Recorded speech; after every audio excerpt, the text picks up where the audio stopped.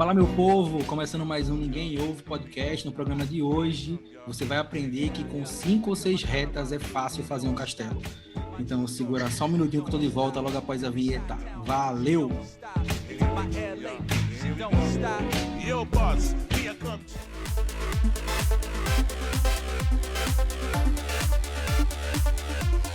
Ô, adianta, me ouvindo?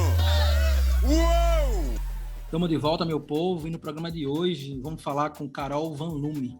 Ela que é desenhista, uma artista fenomenal, e você vai mergulhar um pouquinho no universo do desenho junto com ela, mas, como eu sempre faço, né, ninguém melhor do que ela para se apresentar um pouquinho para a gente. E aí, Carol, tudo bom? Tudo bem, meu nome é Carol Van Lume, na verdade é Ana Carolina, mas para não ficar um nome gigantesco, vamos reduzir para Carol Van Lume. Eu tenho 24 anos, sou design gráfico, mas sou mergulhada na arte mais orgânica. Então, digamos, uma ilustradora, artista plástica. Entendi. Meu universo se aprofundou muito mais nisso. E Entendi. desde sempre estou desenhando. Desde sempre sinto a necessidade de criar, reproduzir, aprimorar essa habilidade. Deixa eu te perguntar uma coisa. Tu fez design gráfico com o intuito de desenhar, não? Ou o design gráfico foi algo paralelo? Na verdade, eu comecei com design, bacharelado, justamente por ser um curso que englobaria algo mais atual, né, e não tão clássico como normalmente eu gostava muito e ainda gosto de estudar. Mas aí, com o tempo, com acontecimentos da vida, resolvi reduzir o curso para um tecnólogo, design gráfico, que tem mais a ver com os meus interesses em ilustração do que Entendi. o curso todo em si. Um passarinho me contou que tu tá fazendo 2 faculdades ao mesmo tempo, é isso mesmo? Mesmo depois de design gráfico? Tô sim. Nessa pandemia, nos surtos coletivos que todo mundo, né, tem, resolvi, por que não fazer 2 faculdades? 2 paixões, assim, o design editorial, porque sou louca por livros e tudo que engloba a produção. Sou apaixonada, então faço design editorial e licenciatura em História. Caramba! Surpreendente, hein? Pense, deu até vergonha. Vou aqui, viu? A gente que tá agora aqui nesse período de quarentena, quando começa um curso online para poder terminar, é uma luta, hein? Imagina fazer 2 faculdades. A gente começa a encher o pombo, né? E diz, beleza, tô fazendo 2 faculdades, mas quem disse que tá indo tudo de forma linear, tudo certinho? Tá não, bicho. Nem tanto, né? Nem tanto. Paga a segunda chamada e a gente segue o baile, mas é instigante demais. Mas tem que ser, eu imagino. Agora vê, Carol, eu vou querer ir agora para uma fase da tua vida bem no comecinho, né? A infância, porque eu imagino que a infância é onde começa tudo, né? A criança tá ali com 5 ou 6 retas fazendo um castelo, como diria Toquinho em Aquarela. E acho que Sou apaixonado por essa música. Quem não é, né? Ela marcou a vida de todo mundo e marca até hoje. E a minha pergunta, ela vai seguindo nesse caminho, né? Na infância, como era a tua relação com o desenho? Eu me baseio muito nas histórias dos meus pais, porque eu não me lembro disso. Eles falam muito que desde os 2 anos, quando eu comecei, né, tem aquela introdução à criança no papel, com um lápis, um giz de cera, né, para ela fazer a bagunça dela de sempre, que é normal. E eles perceberam que eu fazia, pelo menos minha mãe, principalmente, que ela estava mais em casa, e ela é professora, então ela viu que eu desenhava formas muito, assim, lúcidas. É como se eu soubesse, eu tô fazendo um círculo, um quadrado. Assim, tudo que eu via, eu tentava reproduzir. Eu gostei muito de um desenho da Barbie, vamos dizer assim. E eu tentava reproduzir o personagem do meu jeito. E minha mãe via que tinha realmente uma percepção muito aguçada para a idade que eu tinha, né? Uhum. E isso, assim, foi ao longo dos anos. Tanto é que meu avô também, que investiu bastante na arte, na minha vida, tanto é que foi ele que me colocou num curso de pintura aos 4 para 5 anos de idade.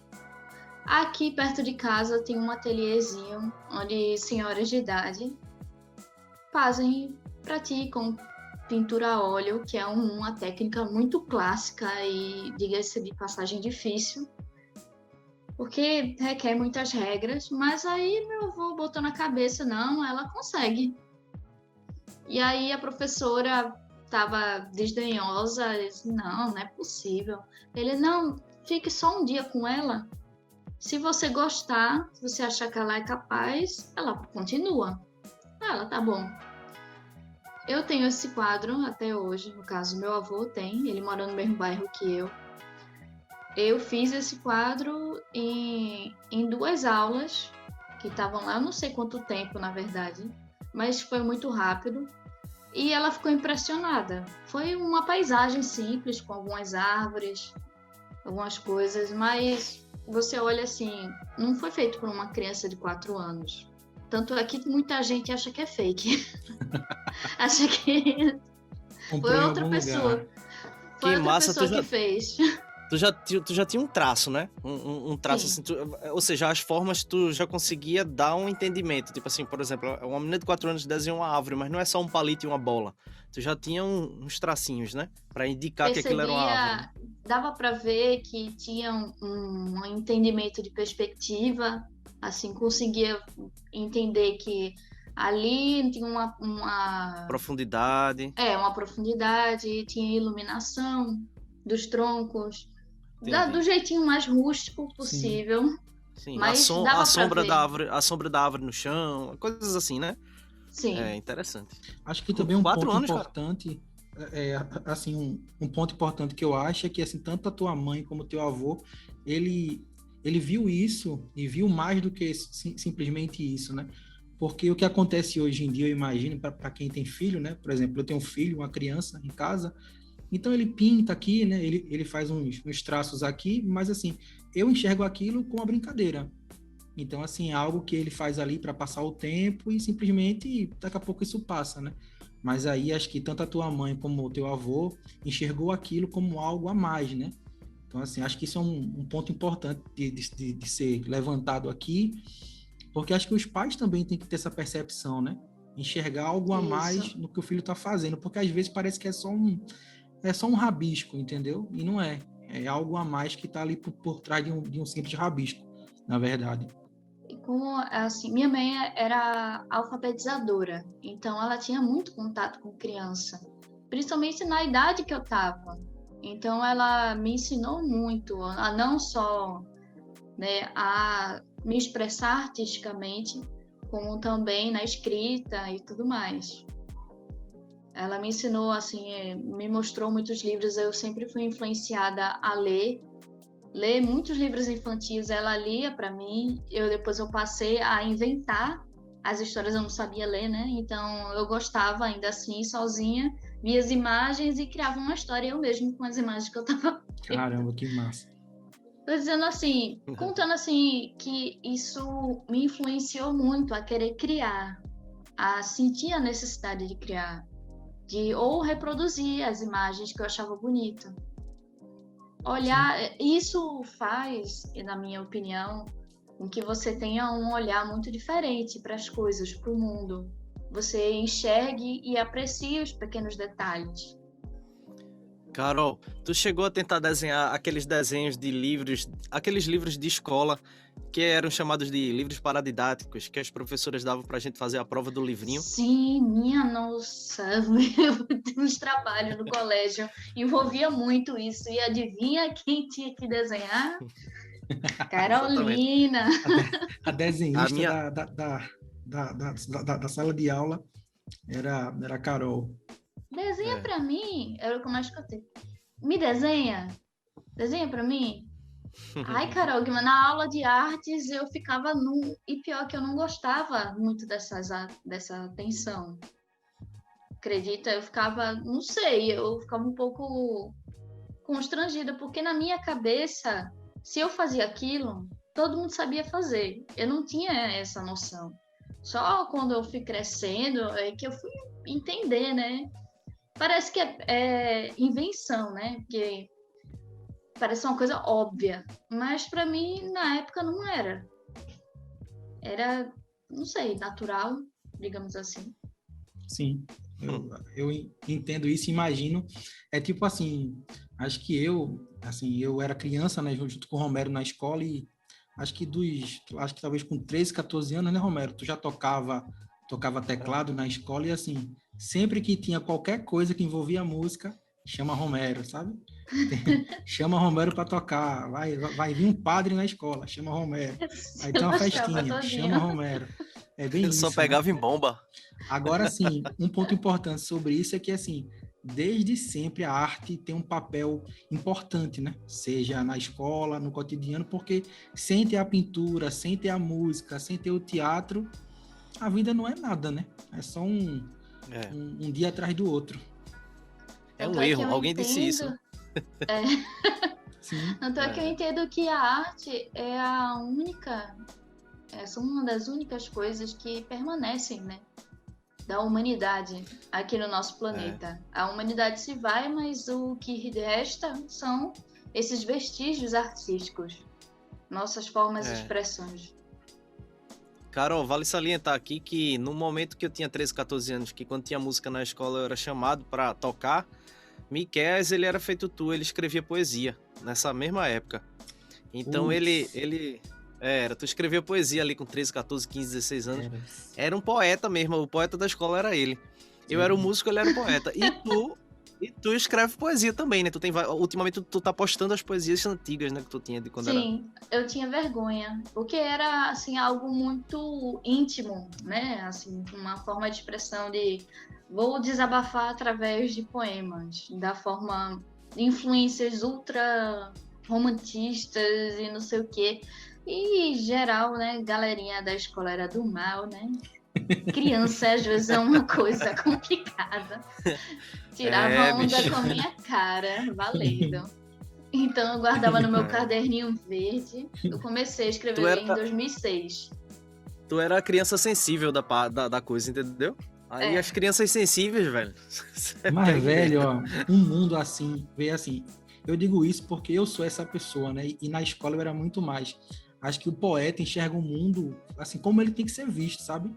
É muito massa, velho. Pô, eu tinha, sei lá, 13, 14, 15 anos e eu vi uma pedra cair de algum lugar. Era um evento na minha cabeça, né? Era um texto que se formava na minha mente. É muito massa isso, velho. É muito massa. É um devaneio. Inclusive, rendemos músicas. Sim, sim. Rende muito. Pode falar. Assim, um devaneio meu agora foi do filme Soul, né? Que lançou recentemente. Tem uma cena muito específica em que ele se depara, simplesmente se senta, né? No caso, a alminha nova, né? Que vai para a Terra experienciar. Ela olha para as árvores e vê caindo, né? Aquela semente da árvore nas mãos dela, no corpo dele, né? Do cara. E aquilo foi um evento, foi uma coisa incrível. Fez ela despertar e dizer... Eu quero viver aqui e agora, por causa daquele momento chave, que é tão simples, é uma coisa cotidiana, né? Nosso dia a dia, isso acontece o tempo todo, mas a gente não para apreciar. Sim. Foi o despertar ali naquela hora. Inclusive, agora tu tocou sobre esse ponto assim, né? Os momentos chaves da nossa vida. No dia de hoje, né? Que a gente tá gravando esse podcast, o ator Paulo Gustavo, ele morreu, né? Vítima do Covid. E aí eu tava escutando na Jovem Pan um comentário, né, sobre isso, e o cara comentando, assim, que tipo, a morte tem um papel, assim, ultra reflexivo, né? Porque a gente tem que pensar não só em quem morreu, mas em quem tá vivo, né, hoje. E, tipo, agradecer justamente isso, né? Os pequenos momentos simples do dia a dia, que são tão assim, tão cotidianos, mas que são realmente fundamentais, né? São sempre poéticos, né? Mas é uma tristeza ver que o mundo hoje está indo para um caminho tão longe da arte, né? Tão longe da poesia, que o que era para ser poético hoje é piegas, e o que era brega hoje talvez é o que, enfim, encante algumas pessoas. É um mundo confuso esse. Estão invertendo, né? Alguns valores. Sim, total. Agora veio, se eu vou querer puxar aqui um papo sobre estilo, né? Porque é o seguinte, para mim, que sou um músico ultra amador, né? Não sou um músico tipo Romero, né? Músico profissional. Eu sou um enxerido, né? Escrevo, toco uma besteira ou outra ali, mas o seguinte... Mas é assim que começa. Não, mas eu comecei e parei aí. Eu comecei e parei no enxerimento. Eu não saí disso, não. Mas o seguinte, o que me fez ir para um caminho, assim, era o seguinte, eu escutava na minha época de juventude, né? Junto com o Romero, por exemplo, eu escutava jazz, bossa. Então, assim, isso me guiou, né, para um caminho artístico. Então, assim, eu escrevo letras em cima de estilos que eu já escutei. Então, tem sempre uma poesia ali envolvida. Eu digo sempre o seguinte, que para uma nova letra que eu escrevo, tem um Djavan ali dentro envolvido, sabe? Porque é uma influência minha. Sim. Então, assim, com música é fácil enxergar isso. Agora, a minha grande dúvida é, com desenho, o estilo, ele vem como e da onde, né? Tipo assim, eu quero fazer um desenho igual a X, mas como, sabe? Isso vem como, quando e da onde? É engraçada essa pergunta, porque assim, ela pode vir de uma coisa bem simples, né? Começar a, por exemplo, eu lia, como eu falei, eu lia bastante, então tinha muito contato com ilustrações. E o que me encantava mais eram as ilustrações de contos de fadas, aquelas mais clássicas, onde puxavam muitos detalhes. Então, assim, que tinham uns traços mais complexos, aquilo me chamava muita atenção. Porque eu via e tentava observar, dissecar, né, tudo aquilo, para tentar reproduzir, e eu não conseguia. Através da pintura, eu era muito mais envolvida com paisagens, natureza morta, outro clássico, mas aquilo não me instigava tanto quanto rostos. Tanto é que eu posso não lembrar do nome da pessoa, pago um mico da bexiga com isso, mas eu lembro do rosto, pode ter certeza. Eu olho para a pessoa e digo, eu conheço. Não sei de onde, não sei o nome dela, mas eu sei que eu conheço, eu já vi esse rosto. E daí eu acabei numa pesquisa, eu não sei quando ou como, descobri Leonardo da Vinci. E aquilo, sabe, foi um insight, porque ele se envolveu com tudo, né? Com todos os tipos de... Ele tanto era artista como era um, digamos, entre aspas, cientista. Enfim, ele se envolveu com várias funções, desenvolveu várias habilidades e tinha um olhar muito diferente. E os traços deles eu achava numa delicadeza, num realismo tão absurdo que eu disse, tá aí, queria me tornar uma pessoa desse jeito. Eu queria, sabe, desbravar esse mundo, descobrir mais sobre ele. E foi o que eu tentei fazer. Tanto é que eu parei de pintar, né, nesse ateliêzinho até os 12 anos. Eu não sei, eu perdi a inspiração de estar lá, queria alguma coisa nova e eu coloquei na cabeça, eu vou aprender a desenhar pessoas, rostos. E aí, antes era só de cabeça, porque não tinha internet, então a gente vai tirar de quê? De revistas, fotos, ou da sua imaginação mesmo. Cria um olho, uma boca, um nariz, tá aí um rosto. Tirasse de onde, cara? Eu sempre escutava isso. Tirasse de onde essa pessoa? Sei não, criei. Aí a pessoa olha assim, ei, creepy. Mas era desse jeito. Diga aí. Ô, Carol, esse lance aí que tu falasse Então tu ficou lá nesse ateliê dos 4 aos 12, ou aos 4 tu entrou e depois saiu e depois... Não, 4 aos 12, indo toda sexta-feira. Então tu à fizesse meio tarde. que... Tu fizesse meio que o percurso contrário, né? Porque geralmente o povo começa desenhando e de repente vai pra pintura e vira um pintor. Aí tu começasse pintando, mas dissesse, não, eu prefiro ir pro desenho. E aí até o ponto de chegar ao desenho realismo, né? Porque o desenho realismo eu considero mais difícil, né? Ter natureza morta é um estilo, paisagem é outro, pessoas, São- famílias, animais. São linguagens diferentes. É, Assim, mas isso me trouxe uma carga muito boa, justamente para a percepção, né? A perspectiva, a profundidade, luz e sombra. Isso me ajudou muito. Nada se perde, né? Tudo se transforma. eu ia até te perguntar também uma coisa um pouquinho mais técnica aí, o pessoal que me perdoe, mas eu tenho que aproveitar. Não se preocupe. Quando tu faz a proporção para se o rosto vai ficar mais largo, vai ficar mais fino, tu faz alguma medida ou isso é olho no olho? Tipo, tu olha, tá olhando aqui o desenho que tá do teu lado e vai ali. Eu tentei, tem várias técnicas para você fazer isso. Existem muitos métodos, mas como era uma criança, eu não tinha livros, era no olho. E eu via que muita coisa saía fora da curva, saía, né, ia pendendo mais pro lado direito, ia pendendo mais pro lado esquerdo, o desenho, ele nunca ficava centralizado. Aos poucos é que eu fui desenvolvendo melhor esse olho de preparar antes, né, a folha. Entendi. Hoje em dia você bate o olho e vai, né? É isso. Hoje em dia eu tenho um cuidado muito maior quanto a isso. Eu observo primeiro a foto, não meço, né, centímetro por centímetro, mas pelo menos ter uma noção, assim como numa tela, quando você pega uma foto menorzinha. Porque antes, quando eu estava naquele ateliê, era uma revistinha. Eram revistas de várias telas. E a partir da imagem que você escolhia, você tinha que fazer, né? Traçar, né? Diagonal, perpendicular. E aí daí você vai juntando as peças do quebra-cabeça. Entendi. Desenho realista não foge muito disso. Entendi.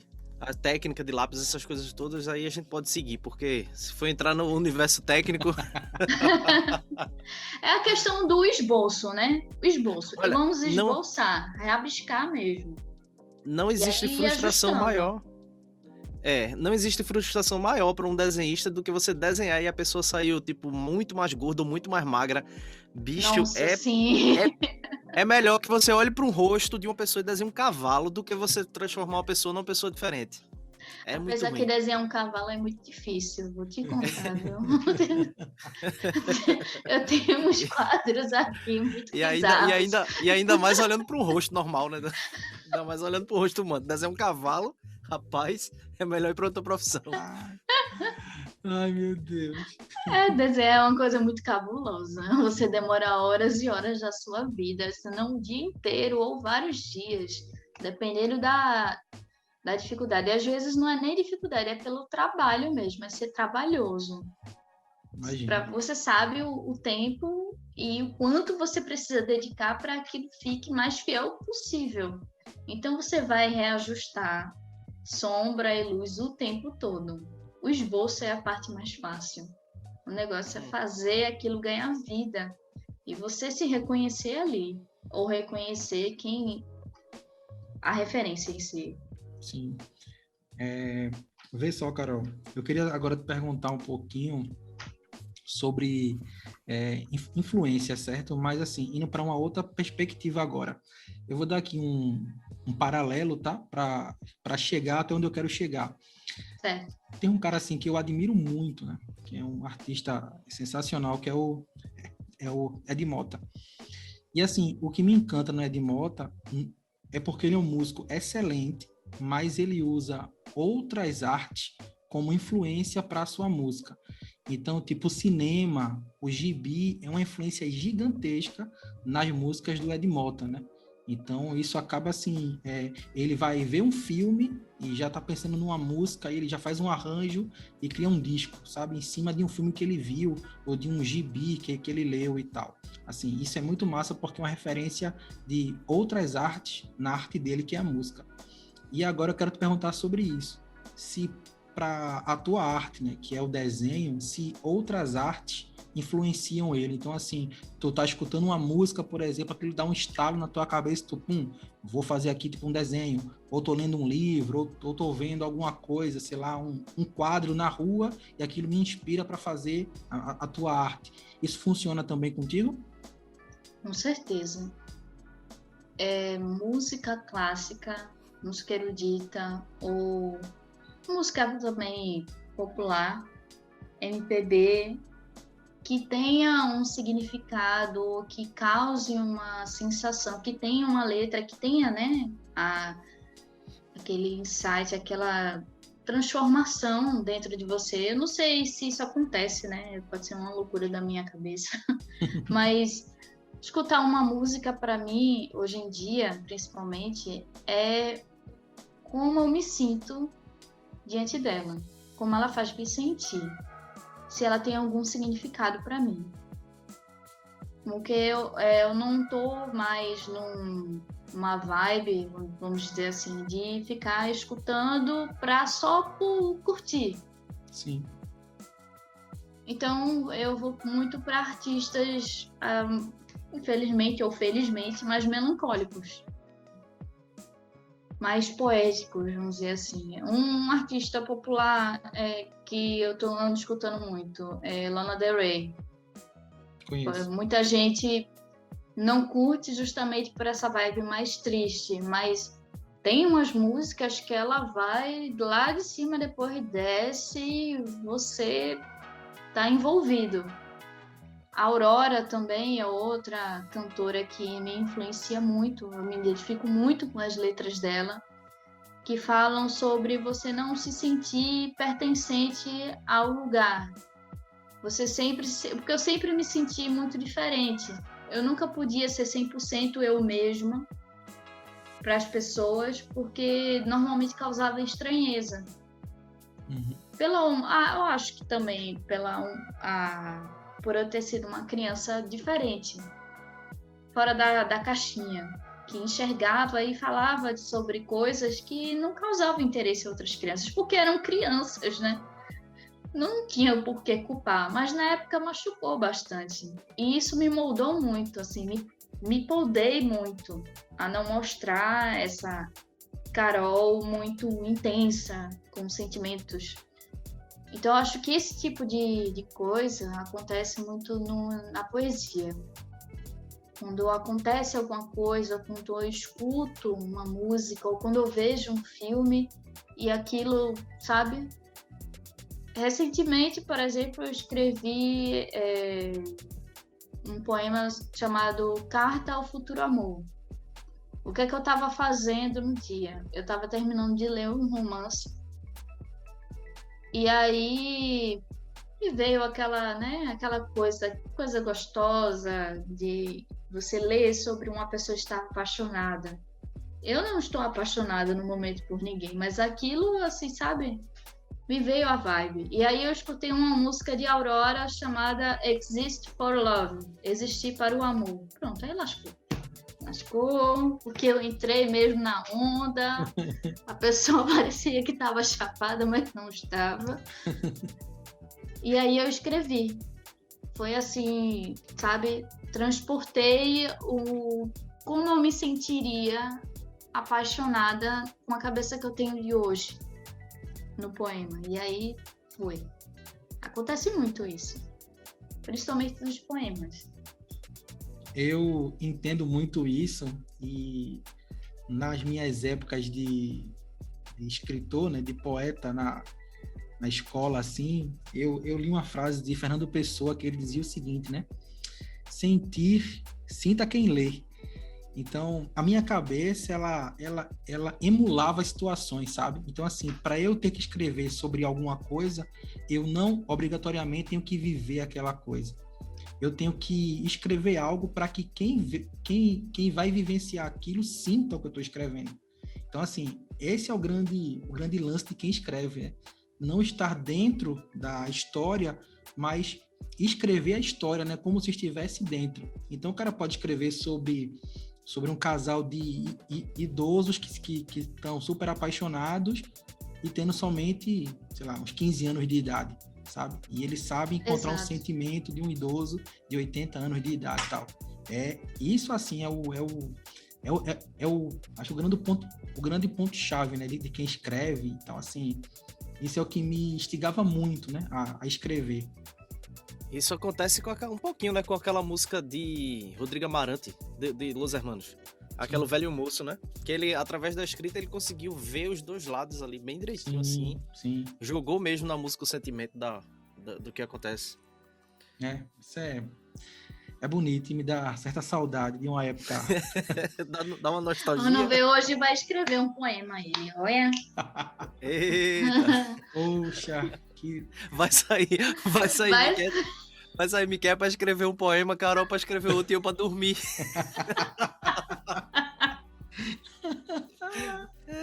Eita, irmão, parece aqui 3 velhos, né? Lembrando, eu já fui bom nisso. Daí outra coisa, me chamava de idosa, alma velha, famosa alma velha. Meu Deus, tô muito velha, nossa, que chato. Eu acho que o artista já nasce num outro período mesmo. Todo artista já nasce um pouquinho mais na... Não vou dizer nem que seja mais na frente, mas em outro ângulo. Isso. Porque é tão natural, às vezes, é até clichê, né? Um artista dizer que quando era mais novo, se sentia mais assim, as pessoas faziam mais assim, não é, Carol?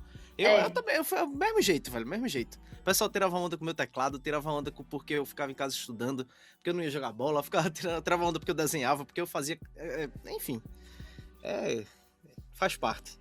Eu disse, adolescente é uma galerinha do mal, às vezes, é impiedosa, mas porque eles não sabem, estão aprendendo a conviver com as diferenças agora, então faz parte da experiência, né? Sim, total. Aí vem, Carol, agora vamos falar de dinheiro, né? No seguinte sentido. É a parte que tu vai saber agora se continua ou não. São assuntos antagônicos, né? Tipo, arte e dinheiro.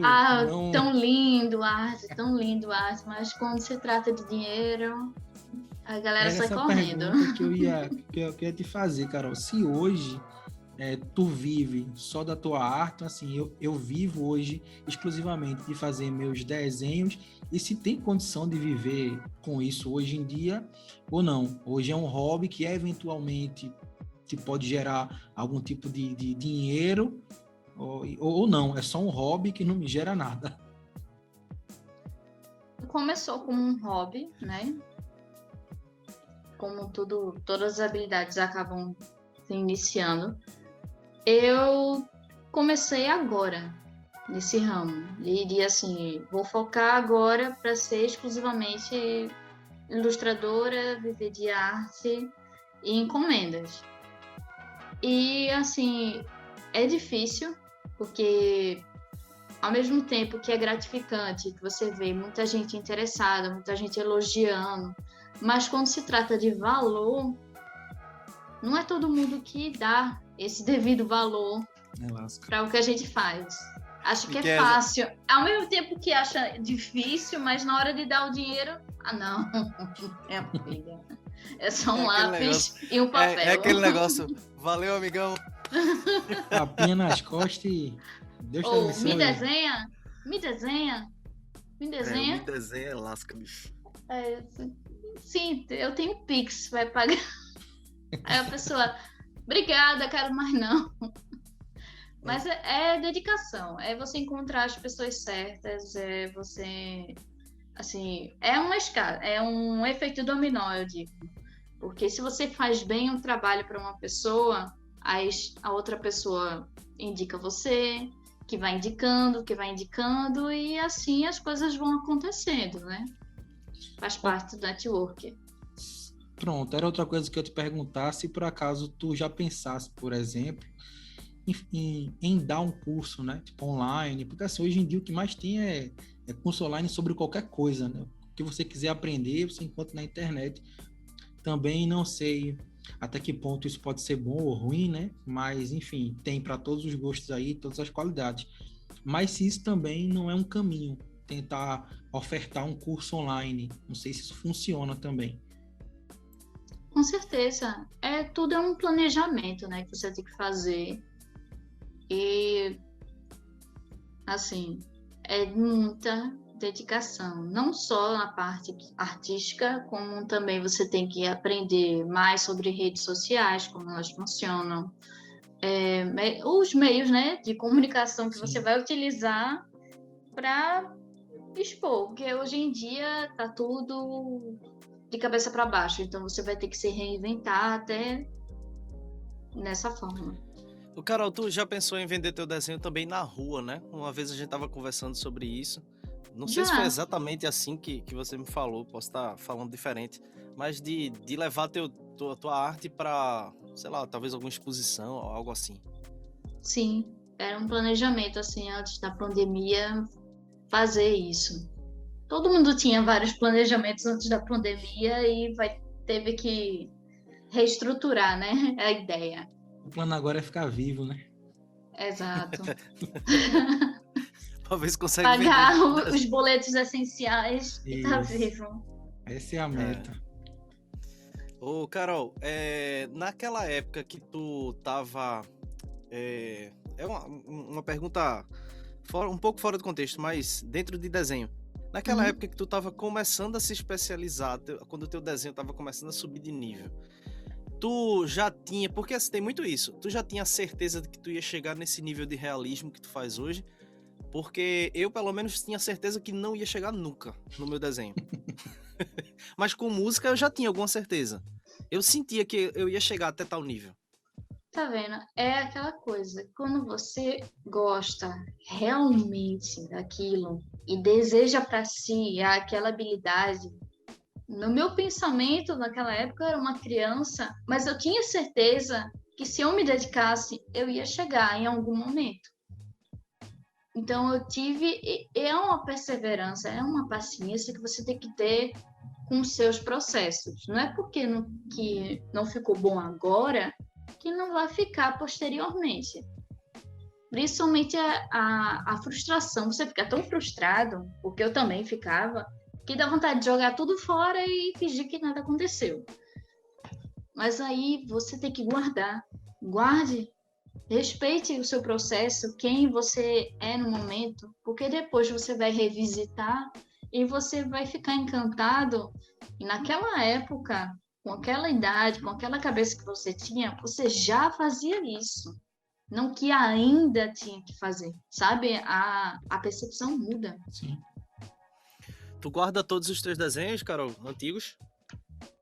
Todos é uma palavra muito forte. Eu tive meus momentos de jogar muita coisa fora, mas eu guardei. Minha mãe também guardava. Ela via que eu jogava no lixo, ela tirava do lixo e guardava. Depois ela me mostrou. Olha aí, Carol, o que tu fazia. Caramba! Aí eu, eita miséria. Aí às vezes eu ria, porque era uma coisa cabulosa. Aí depois eu dizia, eu tinha quantos anos, mãe?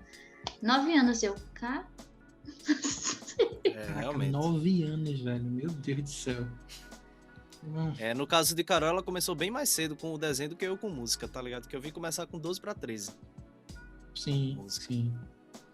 Agora acho que o que influencia, né, e o que impacta muito é como ela falou, né? Acho que a mãe dela já enxergava isso, o avô dela também enxergava. Aí você pega a criancinha ali com 4 ou 5 anos, né? Já encaminha para um caminho e aí dá o suporte para ela chegar até lá, né? Carol, mais uma pergunta meio técnica aqui. É uma curiosidade. A evolução da borracha. Você percebe que usa menos ou usa do mesmo jeito ou até mais? Usa menos. Usa menos, né? Caramba, porque bicho. Você vai ganhando confiança no papel, então cada vez menos você usa. Principalmente agora que eu tô desbravando o carvão não apaga não, meu filho, fica uma mancha. Ou seja, ou você se prepara bem e faz... Começa, né? Não, comece, mas ciente de que pode dar errado. Caramba, carvão não apaga, bicho. É mesmo. Ele diminui, né, a escuridão dele, mas fica aquela mancha. Fica manchado. Porque eu desenhando, eu juro. Quando eu termino de desenhar, eu vejo que eu apaguei mais do que desenhei o mesmo desenho, o próprio desenho pequenininho ali. Eu apaguei, tipo assim, 4 vezes a quantidade de apagado do que o que eu levei pra desenhar, entendeu? Caramba. Mas aí é porque eu sou, né, uma desgraça, né? Na frente de Mas Carol. aí é essa questão, são esses pensamentos. Eu sou uma merda. Eu sou uma desgraça. Eu não vou conseguir. Isso não ajuda ninguém, não, minha gente. É você assim dizer, eu sou um merda agora. Mas depois, você não. É você rir de si mesmo. Eita, que desgraça. Mas eu tentei. Tá entendendo? É aquela coisa, é muito do psicológico mesmo. É você destravar a mente para trabalhar a mente, né? O tempo todo. É um trabalho da mente. E você vê de uma nova maneira. Como eu estava explicando um dia desses até para tu, Romero, você começa com uns traços bem definidos, né? Bem contornados, o olho, a boca. Para você chegar no nível de realismo como esse, você praticamente não faz esses traços. Miquel, eu vou traduzir isso aqui. Quando a gente começa a desenhar, realmente a gente começa com traço. Vai dando tracinho, vai fazendo uns negocinhos e tal. Ela chegou num nível de realismo tão grande porque, vê bem, a gente não tem traço, caramba. Sim. Qual é o traço que eu tenho? Que se eu fizesse, eu não tenho mais traço. Então, ela não vê mais traço. Ela vê a sombra e a luz. Então, ela vai ali moldando a pessoa no papel, entendeu? É como se fosse isso. Não tem mais esse negócio de passar o traço do nariz, o traço do... Não tem traço, pô. Diga aí. E é impressionante, velho. É impressionante. Agora, Vitor, outra pergunta que eu queria fazer era sobre tempo. Tipo assim, quanto tempo tu vai levar para ter que fazer um desenho, por exemplo, de um tipo meu ou de Romero, por exemplo? Demora 1 hora, sei lá, 1 dia, não sei. Eu tô por fora total de tempo aqui. Eu boto uma média. Vamos botar uma média de horas trabalhadas. Eu boto assim, porque leva dias, mas vamos fazer um banco de horas. Bote no mínimo 10 horas. Caramba. 10 a 20 horas. O último desenho que eu postei demorou 20 horas. Eu sou direto. E tu particiona isso durante dias. Por exemplo, pega 2 horas, 3 horas num dia, mais 3 no outro, mais 3. Às vezes eu sou doida e madrugo e vou direto. E depois eu tô toda quebrada. Mas, sabe, você vai se empolgando, vai pegando pico. Quando vê, tá de manhã. Eita, tá de manhã. Isso é errado, minha gente, eu não faço. Não recomendo. Depois você só quer entregar e dormir com aquela sensação, dever cumprido. Caraca, assim, é um tempo gigantesco, né? Você ficar ali 20, sei lá, 15 horas num desenho. E aí você quer pegar esse trabalho, né? E você quer botar na rua, ou uma galeria que seja, né? Ou até pela internet mesmo. E assim, o que você às vezes ganha, talvez por isso, bem mal ou muito mal é um like, né? Que o mundo hoje está muito reduzido a isso, né? A um coraçãozinho numa foto. É assim, é um reducionismo, assim, cruel, né? Porque um trabalho desse, velho, é uma obra de arte, sabe? E tá reduzido hoje a um like. E tem aquele que olha e fala assim, não tá muito legal não merece meu like. É uma sacanagem, né? Bicho. Eu acho que vai muito mais na forma como você mostra o seu trabalho, como você produz. O pessoal gosta muito, eu vejo, né?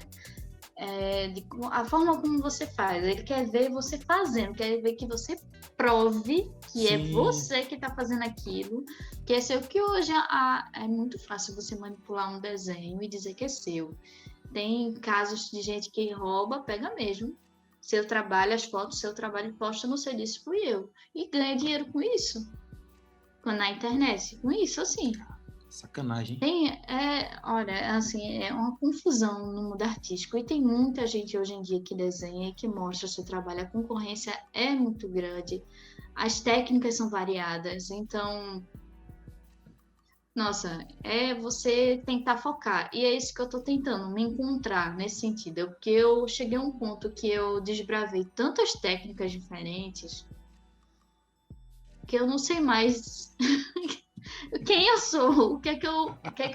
Meu estilo. Qual é o meu estilo? Eu comecei no grafite, mas aí eu tô fazendo vários tipos de pintura, né? Guache, acrílica, óleo, aí vai pro nanquim, né? Que é uma tinta preta, e pode fazer justamente esses desenhos de tatuagem, né? Bem tribal e tudo Sim. mais. É tudo feito com nanquim, a base do nanquim, o treino.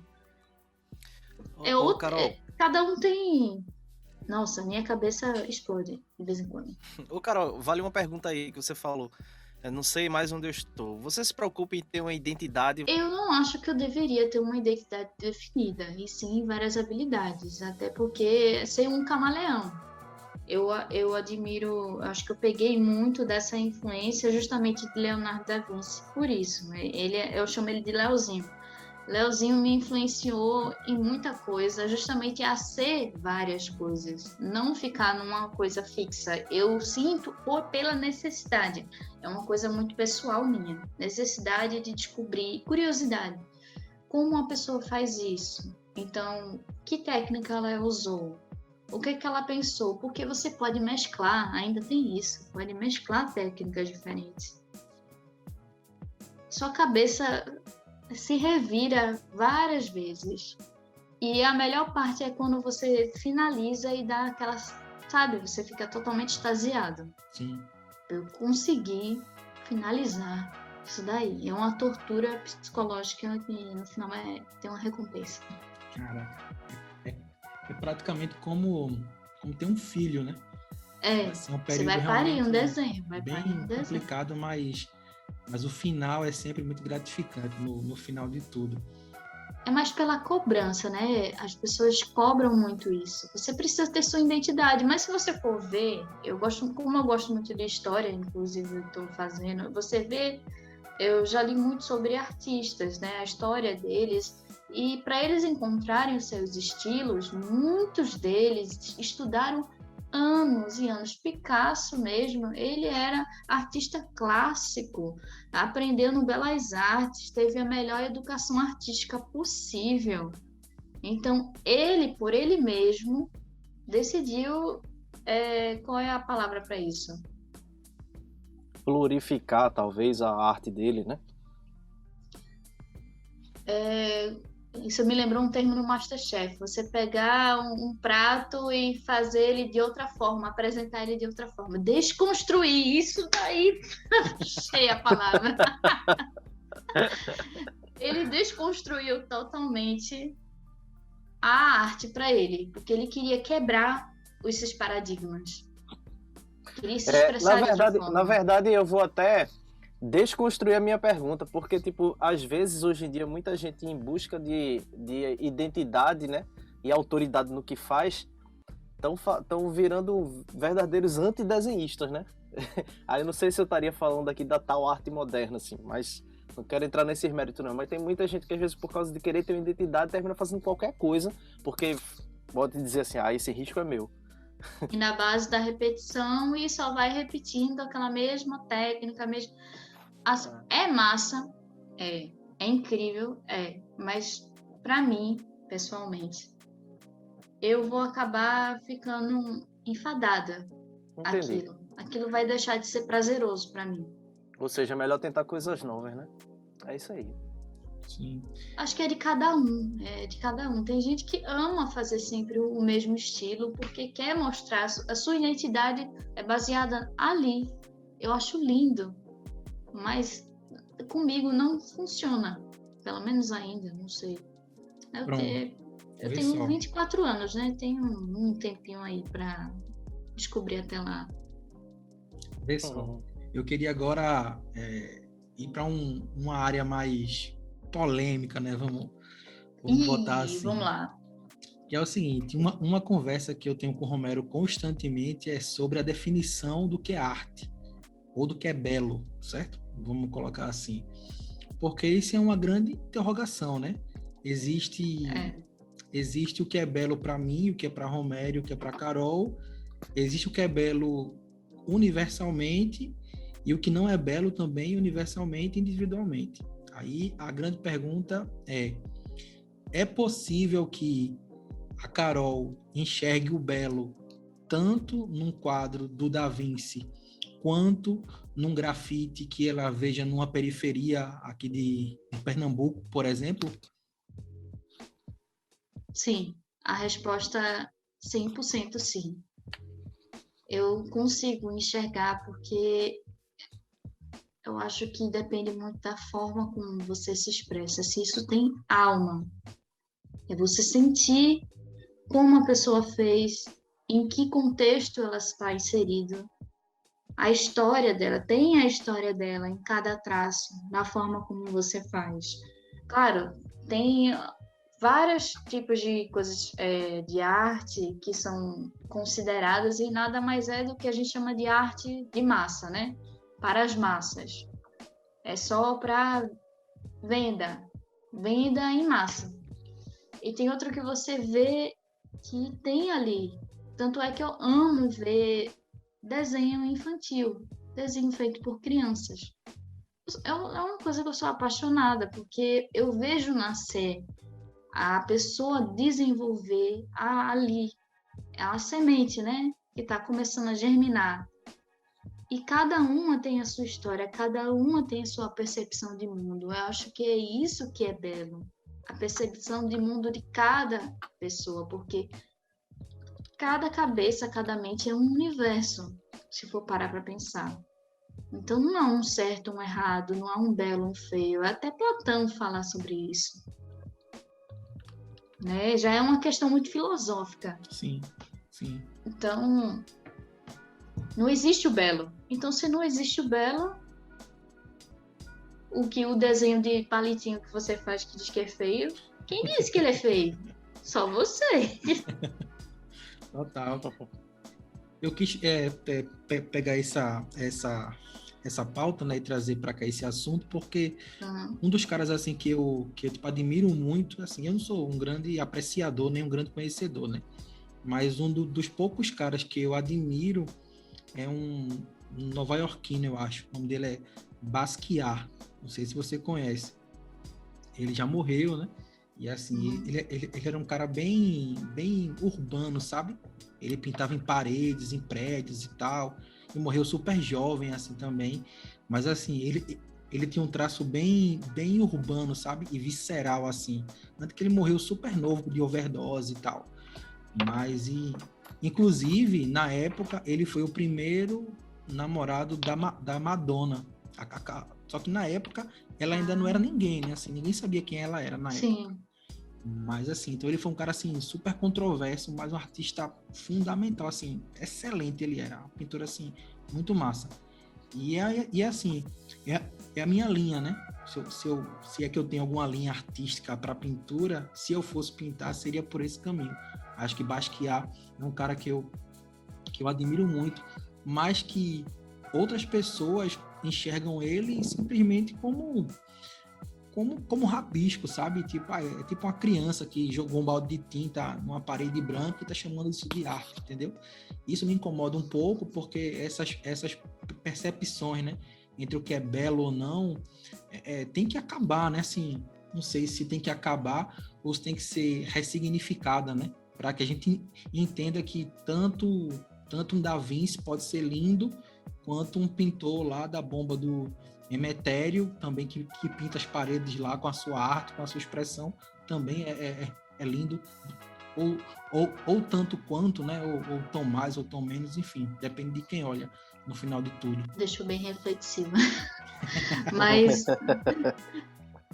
você porque você, se for parar para pensar, essas formas, né, vamos dizer, movimentos artísticos que ganham fama no momento e que você sente um vazio muito grande na forma como ela é apresentada, né? Você vê que não teve, é mais para chocar, é mais para vender. Então depende muito de quem compra.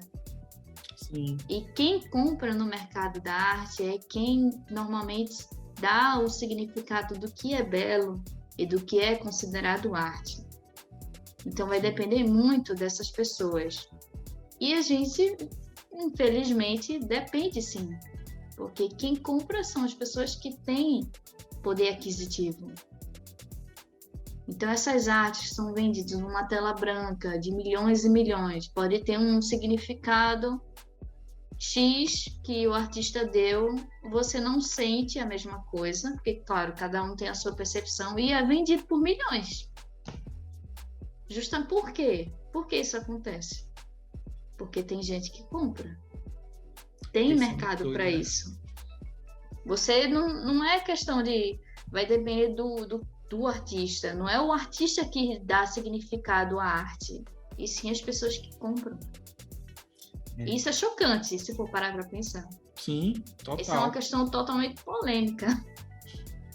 Porque é um absurdo. Se o artista não define a arte, quem define? Uma vez Chico César disse um negócio que ficou na minha cabeça, que ele disse assim: a minha arte não é entretenimento para você. Não sou eu que vou até você tocar para você se divertir. É você que vai vir até mim para poder me escutar e entender que a minha arte pode te tocar. É um negócio mais ou menos assim. Não chegou nem a rimar. Eu rimei sem querer, mas... Faz muito sentido. Tá ligado? Porque se eu, por exemplo, se eu como músico só faço a música que o povo quer ouvir, então a gente nunca vai ter algo diferente e talvez melhorado ou talvez único, né? Porque a gente sempre vai ficar fazendo o que o povo quer ouvir. E às vezes o que a massa quer ouvir é qualquer coisa. Sim. Isso, assim, isso em música, isso fica bem claro, né? Você consegue enxergar o que é feito para ser um comércio ali. Então as pessoas compram porque tem um consciente ali que diz que tem que escutar aquela música para ter um estilo de vida, de, sei lá, de um carrão, tipo... o Red Bull tá na mão e vai até o chão, ou seja, né, isso é um comércio, mas também tem outras músicas ali que são mais periféricas, que tem uma profundidade, né? Eu converso muito com o Romero sobre isso, e é tipo o rap, que né? Tem o contexto. Acho que o rap tem isso um pouco, né? Porque o rap, ele é ali o gueto puro, né? A periferia pura, mas tem profundidade, tem alma, tem tipo sentimento envolvido ali do dia a dia daquelas pessoas, né? Evidentemente que quem tá aqui, né? Eu, você, Carol, que tá em outro contexto de vida, aí tipo escuta e se choca um pouco, mas percebe que existe arte ali dentro, saca? Existe arte ali dentro. Então, assim, o cara pode ser mais popular, mas ainda assim ser intenso, sabe? Ser artístico. E não ser só um comércio, sabe? E principalmente esses raps que tu escuta que, pô, tem cada negócio massa arretado. Tipo assim, tem uns que eu não curto muito, coisa e tal, mas no geral todos eles têm muito valor. O que é totalmente diferente de que não é rap realmente, né? Ou que não é funk. Que é o funk, né? O lado sexualizante das coisas, e lá vai. Sim. Aí é que é uma merda. E assim, agora como tu dissesse, né, na música é bem fácil de ver isso. Já na pintura realmente é mais difícil, né? Por exemplo, qual o conceito que faz uma obra valer milhões, né? E uma outra obra valer 200 ou 50 reais, né? É bem mais difícil. Cobra, né? Tipo assim, o Cobra é um exemplo clássico sobre isso, né? Ele é um pintor, tipo assim, que tá na rua, é tipo um cara urbano, mas tipo, ele cobra, sei lá, 500 mil, 1 milhão para ter que fazer um painel. Eu vi que há uns meses atrás ele fez um painel para Neymar. Meu irmão, então assim, né? Foi uma fortuna, né? E ele é um cara totalmente urbano, né? Ele começou na rua e tal, e etc. E assim, quem diz que um painel dele é 1 milhão? É quem paga, né? É isso. Exato.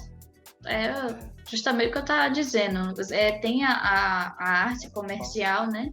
Para as massas, e tem a arte em si, a arte subjetiva, que vem de dentro para fora e tá ali. Goste quem gostar, mas é muito aquilo ali.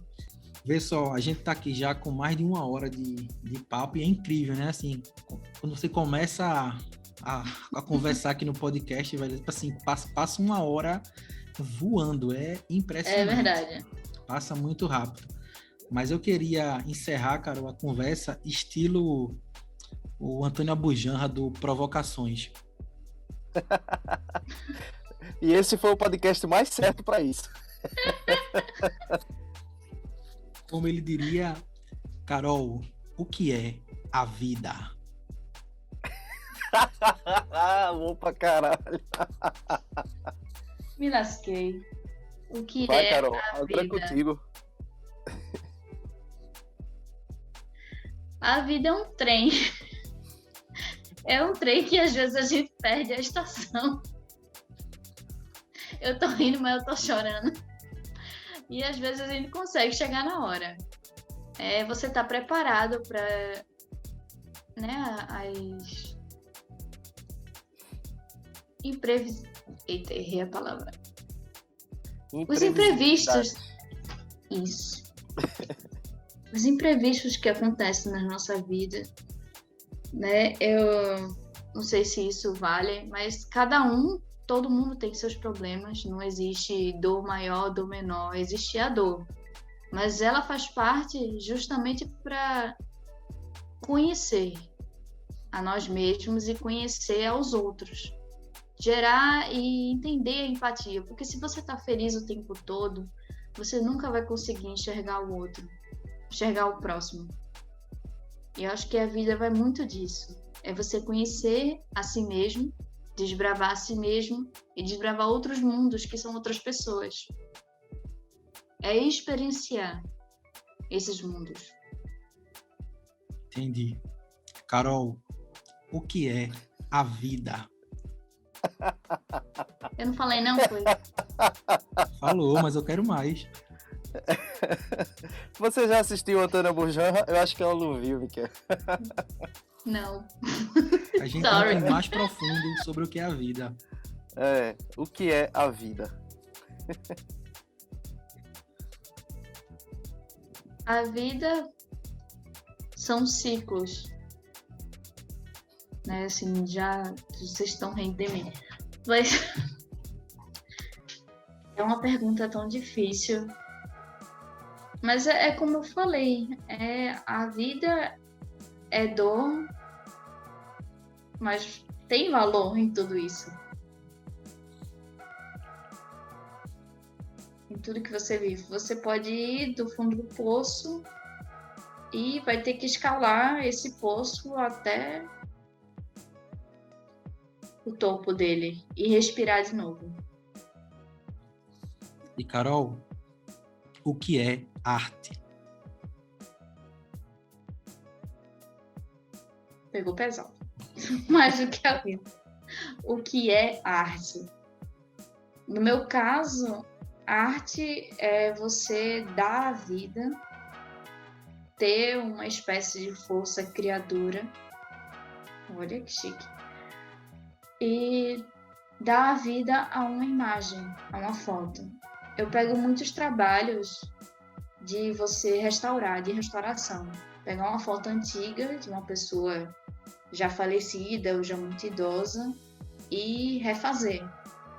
Mas como refazer numa imagem tão pequena, com tão poucos detalhes, e fazer isso num papel bem maior? Como é redimensionar isso e dar vida, dar o sopro, né? Da vida ali.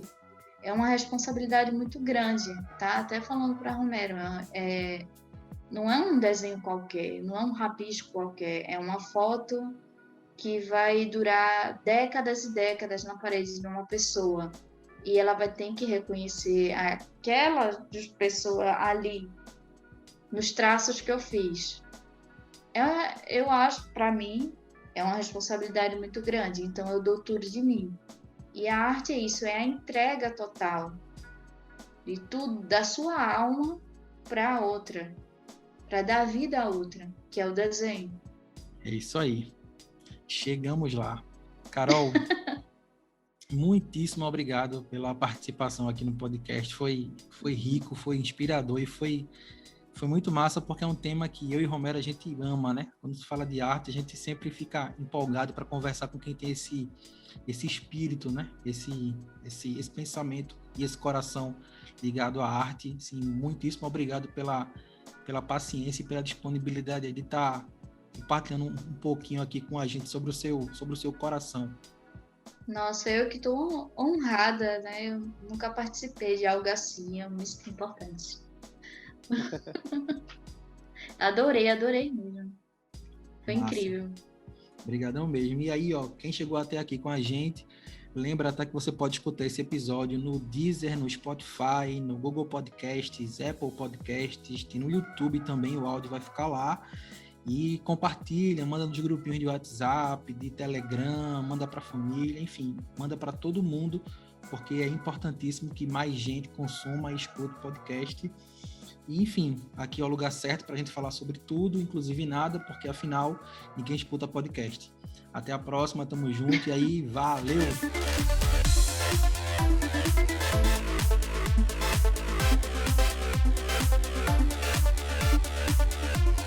Ô, adianta, me ouvindo? Uou!